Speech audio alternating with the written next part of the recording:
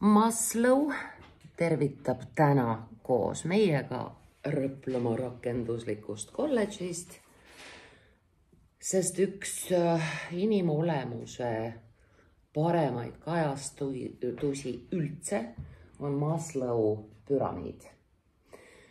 Maslow püramiid kirjeldab meile, miks me siin koos istume.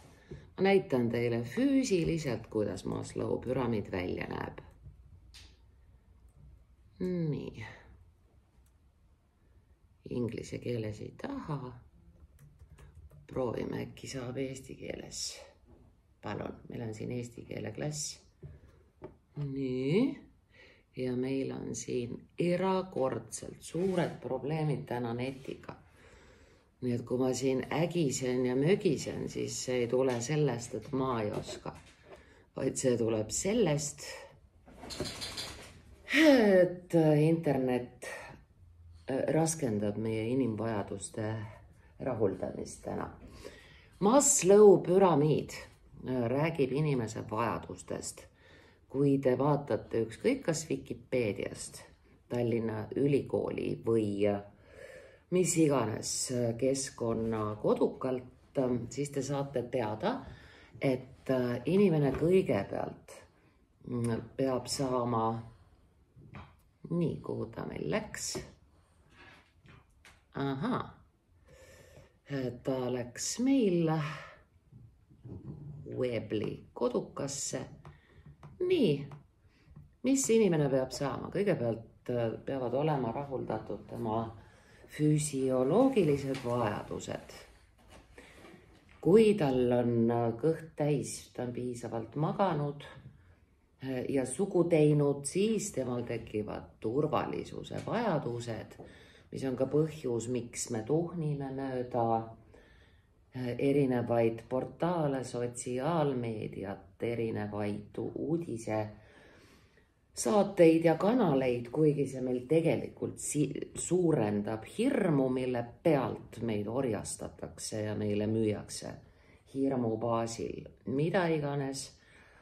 Aga vot see püramiid tingib pisiasja, et me tahame teada, mis toimub. Kui meil on enam-vähem turvaline justkui olla, siis me sealt edasi hakkame tajuma, et meil on sotsiaalsed vajadused, ehk siis me tahame kuuluda, me tahame suhelda, me tahame sõpru, me vajame lähedust. Sealt edasi on isiksuse vajadused, mis on antud teadustöö juhendaja soovil selle autori kõige olulisem. Isiksuse vajadusi on selle teadustöö autor lahti kirjutanud kõige pikemalt. See on siis jagamine, eneseteostus, looming, rajamine, mis mõnel juhul on pöördes, kui inimene on katki, siis tema vajadus on lõhkuda, hävitada, pisendada, tühistada, sest ta on maoli selle püramiidi all. Sageli kas siis psühhoosi, nartsissismi või mõne muu haiguse tulemusel või ainete mõju all keerab püramiid tagurpidi. Loomulikult viimane, kes sellest aru saab, on õnnetu ise, aga meie ümber on neid õudselt palju. Eneseteostuse vajadused on selle püramiidi tipp. Ma tahan olla, ma tahan paista, kõik me. Sa ei pea olema selleks nartsissist, sa ei pea olema selleks suunamudija, arvamusliider, sa ei pea selleks, et tahta ennast teostada. Sa ei pea olema universumi direktor. Kõige tugevam mantra, lause üldse on mina olen. Kui sul on halb, kui sul on ebakindel, sa ütled selle sõnapaari mina olen ja tulemuseks ta tuleb tagasi siia piirkonda. Mina olen ülihea. Mul käib sinna juurde 700 korda päevas rahu. Usun ennast küll, sest mina olen. Nagu te näete, see näidis on meil riputatud üles keskkonda Weebly.com. Väga paljud inimesed tunnevad tungi avada oma kodulehekülg, alustada oma blogi kirjutamist. See ei ole tingitud sellest, et inimesel on kõrgendatud enesehinnang ja ebaadekvaatne minapilt. See võib olla, aga massiliselt see vajadus on tingitud jäädvustamisest, sõnastamisest, jagamisest teistega. Me oleme oma internetiajastul üksildasemad kui kunagi varem, mis tähendab seda, et see jagamise vajadus, jäädvustamise peegeldamine loodetavate mõttekaaslastega kandub ka internetti. Inimesed kükitavad oma karpides, on seal tapvalt, hulluks ajavalt eraldatud. Neil tekivad paratamatult delusional, eesti keeles me seda ei ütle, delusioon oleks väga naljakas sõna, aga seda me ei ütle, nihkes peegeldused, alates endast, jätkates oma ümbrusega, jätkates sündmuste käiguga, sündmuste edasi kujundamisega, see nihe ajab inimese veel rohkem ennast väljendama, sest tema kõrgem mina saab aru, et asi on lappes, hei. See on väga hea laul muide. Niisiis, sa oled ühel ilusal päeval 60, 70, 80 aastane. Siis sa liitud selle toreda seltskonnaga, kes hakkab kirjutama memuaare, mis sinu elus toimus. Sinu elus toimus seda enam, mida rohkem sa märkad teisi, mida rohkem sa kuulad neid, kes oma kogemust sinuga jagavad, seda rikkam sa oled 70-aastasena. See, kes teisi ei kuula, teistega ei jaga, ei õpi midagi. Ja 70-aastaselt on tal kirjutada täpselt sama memuaaridesse, mis täna Brigitte Susanne Hundil või Mallukal, mida näen, sellest laulan, aga see ei ole väärtuslik elulugu. Sina praegu, erinevalt meie kooli direktrissist Carmen Selterist, kes saab täna 50-aastaseks, ei ole isegi seal pool veel. Sa oled noor. Kõik, mida sa mõtled, tundub sulle nii väärtuslik, et sa hakkad pidama blogi. Kuhu sa selle paned? Üks variant on nihkes ilmapildi puhul painata mõnda oma naabrinaist, saata talle kõike, mis sülg suhu toob, mis valmis keedetakse delusional teadvuses. Aga naabrinaine teeb niimoodi. Ta teeb alati niimoodi, et mitte saada osa asjast, mis ei puutu temasse.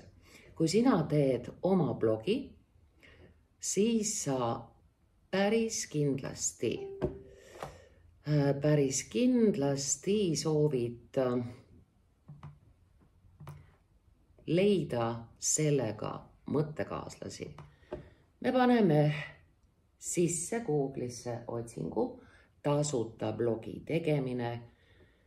Siit me kohe saame teada, et me võime lugeda tasuta blogi, me võime tasuta lugeda Malluka blogi. Ei, me tahame ise oma blogi teha.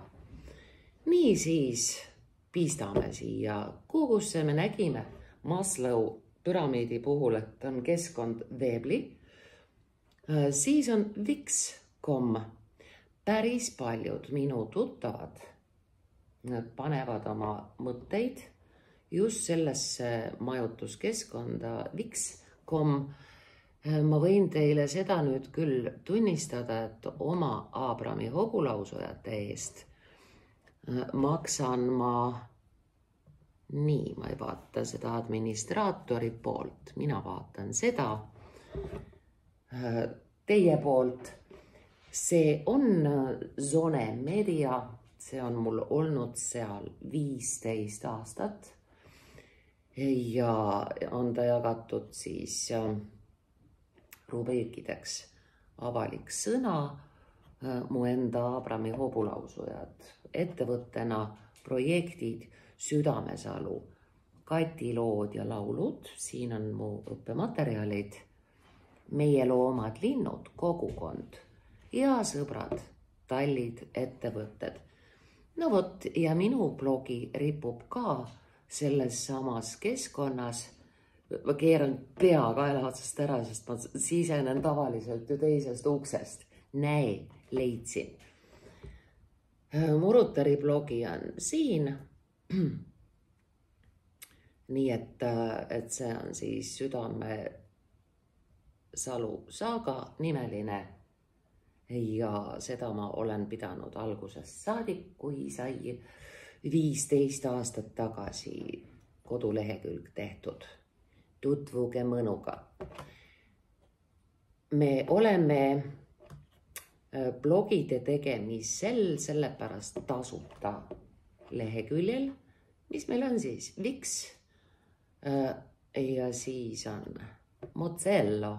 See kõlab nagu Raffaello, mozzarella ja mitte espresso macchiato. Me oleme sellepärast tasuta saidi peal, et inimestel ei ole raha. Nemad tahavad teha tasuta. Näete, Wixi ma tean, mitmetel on seal. Siis on free blog, completely free. Sellest ma ei tea midagi. Wixiga konkureerib Wixter. Ja mida meile Wixter õpetab? Siia meie läheme nüüd sügavalt sisse, sest kõige levinum keskkond, Indie, AD, Mozello, kõige levinum Shoproller, veebispetsid, veebimajutus, täitsa eestikeelne. Tasuta kodulehe tegemine 3 lihtsa sammuga. Veebihai, veebimajutus. Kes meil veel on? Koos videotega, nii et sul on võimalik, nagu sa näed, täiesti nii nagu isetegevuslikud autoremondi spetsialistid ja hambaarstid vaatavad videot ja siis samal ajal parandavad ise oma hambaid või opereerivad pimesoolt. Samamoodi sa saad videos võtta sammhaavalt, ta teeb, sa teed ka. Selle kodulehe tegemise puhul soovitan sul mõelda ette üks samm. Kui sa tahad piirduda sellega, et sa jagad seal iga päev oma mõtteid selle asemel, et neid kuhugi pudistada amorfse massina, nii et keegi ei saa aru, miks, kellele, milleks, siis sulle piisab blogist. Aga sinul on oma eriala, tõenäoliselt on sul ka oma haigused, sündroomid, kompleksid. See tähendab, et juba eos nagu Aabrami hobulausujad oli meil silma ees. Sul läheb vaja mitmeid rubriike. Sa ei pruugi piirduda sellega, et sul on ainult üks blogi. Sa tahad võib-olla jagada oma teadmisi aiandusest. Sa tahad jagada oma koera saavutusi ja käekäiku. Sa tahad jagada oma migreenidega toimetulekut, kuidas sa saad õigel hetkel jaole, kuidas sa hakkama saad. Võib-olla oled sa üks nendest antud hetkel meie maailmas iga 25, kes on kas diagnoositud või diagnoosimata nartsissist. Neid tekib järjest juurde, sest katkised vanemad kasvatavad katkiseid lapsi. Lisaks üksindus, kus siis inimese ainus kaaslane ongi tema enda kõhunaba, isegi siis, kui see naba mitte midagi ei tooda, kui ta on biomassi väärtuses, eneseimetlus praeguses ilmas on nii kerge tekkima. Mul on naba. Vaadake kõik. Selle asja nimi on ühe kultus, The Cult of One. Ja selleks, et ka sellest rääkida, mina, nartsissist, tunnen nii, toimin nii, mina, sigma empaat, tajun nartsissistide räiget lammutustööd, mille kohta eestikeelseid sõnu ei olegi. Vot nii, sul võiks olla oma rubriik. Mina, krüptoinimene, jagan ühes rubriigis oma krüptoteadmisi, börsil surfamist jagan veel ühes rubriigis. Võib-olla ma olen harrastus kuduja või ehitaja. Olgu mul siis see rubriik, kuhu need asjad üles panna. Ja jagada saad sa nendes rubriikides toimuvat läbi sotsiaalmeedia. Sul põhimõtteliselt on nupp, millega sa saadki paisata selle olemasoleva ülilihtsalt avalikkuse ette. Niiviisi vaatame siis, kuidas meie teeme WordPressiga oma kodulehekülge. Näe! Nõus, söön küpsiseid, kui seal nisu ei ole. Sul võib muuseas vabalt olla tegelikult ka rubriik gluteeni talumatus, allergia, POTS sündroom, kontrollitud skisofreenia. Seda, mida jagada, on nii tohutult. Ja sina jagamist alustad sellega, et sa võtad endale meeldiva saidi lahti. Mina võtsin siis Vikster blogi loomine, eestikeelne blogi tegemine, mis on blogi, kuidas teha, mis päriselt huvi äratab, ideid. Me ei ole siin need inimesed, kes otsivad ideid. Issand, mida ma täna kirjutan, vastupidi. Me ärkame hommikul ideega ja tahame seda jagada.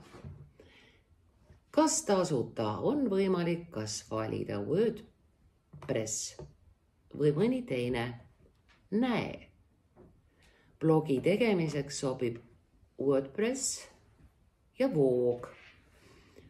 Vaatame kõigepealt siis WordPress. Palun tee minuga koostööd, sõber. Vaata tabelist. Nii, Voog ja WordPress. Majutus, näete, mida me praegu teiega teada saame, kallid kolleegid. WordPressi puhul pead juurde ostma. Kujunduse WordPressi puhul ostad. Tasuta proovikat ei ole. Kasutaja tugi on Google, YouTube. Eesti keeles saad teha, mitmekeelselt saad teha. E-poe saad juurde panna. Sina teed homme jube hea maali. Sinul sünnib homme õudselt hea muusikapala. Teenida tahaks selle pealt. Loogiline ju, poes tahad käia, arveid tahad maksta. Näe, ja sa saad teha oma blogi külge automaatselt e-poe. Olemas nii WordPressil kui Voog keskkonnal. See tähendab, et sa annad teada sotsiaalmeedias ja omaenda koduleheküljel, et sul sündis laul 5 eurtsi eest saab kuulata. Sul sündis üliandekas kunstiteos, käsitsi tehtud, mitte NLP. Ja sa saad selle eest 5 euro kaupa või 3 euro kaupa koguda oma kontole selleks raha, et minna poodi. Nii lihtne on. Voog aitab poodi. Mis karakteristikud siin võrdluses veel on? Erisoovid. Siin on nüüd todapidi, et eelis on WordPressil, et tal on omal pluginad olemas. Veebiarendaja teostab su erisoovid Vooginandi pool. Haldamine on sinul Voo puhul alati lollikindel. Varjatud kulud kõik hinnas sees. WordPress on tasuta. Aga nüüd sa sõidad targa inimesena tagasi algusesse. Sul Voog on 8 eurot kuus. Müüd 2 laulu makstud. Sul Voog on 8 eurot, WordPress on tasuta, aga kui me läheme tagasi algusesse, sa pead selle majutuse ikka ostma. Kujundusmalli ostma. Nii siis tundub mulle, kui mina alustaksin praegu nullist, ma võtaksin keskkonna Voog. Samm 2. Hangi veebimajutus ja domeen. Parim veebimajutaja Eestis, Vikster väidab, on... Kordan, minul on Zone Meedia umbes 20 aastas. Kui ma maksan 3 aastat korraga, siis on soodsam, ei ole 60, vaid 50. Ja kui ma jätaksin maksmata, siis sa saaksid minu kasutaja nime, minu domeeni vabalt endale võtta. Ma ei anna. Nüüd hakatakse siin rääkima juba sellest, mis sinuga võib juhtuda. Koduleht on aeglane lausa pidevalt maas, lonkav veebimajutus, tervis oleneb teenuse pakkujast. Mis on kõige olulisem? Usaldusväärsus, kvaliteet ja et ta ei kaoks sul turult ära. Nagu ütlesin, 15 aastat tööd on minu kodulehekülg. Ja nüüd kujutage ette, kui mul oleks ta kohas, mis ära kaob. Umbes siis need, mis kadunud on palju. Sa oled panustanud, riputanud, postitanud, arendanud, jaganud. Ja ühel hommikul, me läksime pankroti. Me läksime Saju saartele täitsa ära.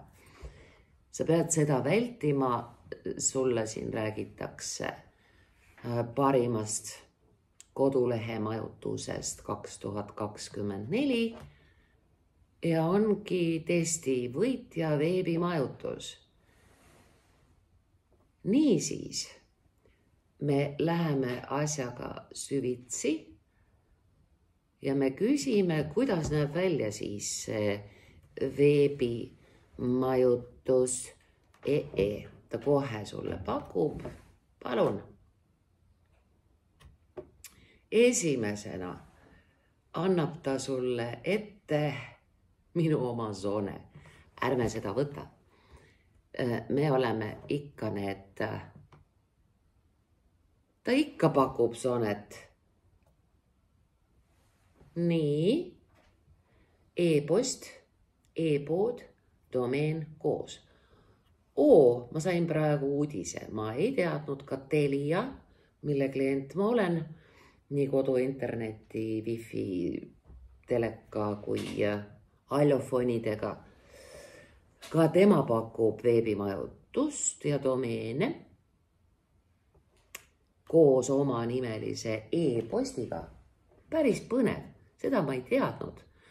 Aga ma lähen siiski sinna, kuhu ma tulin, kui vett lähed tooma, siis tooga vett. Veebimajutus.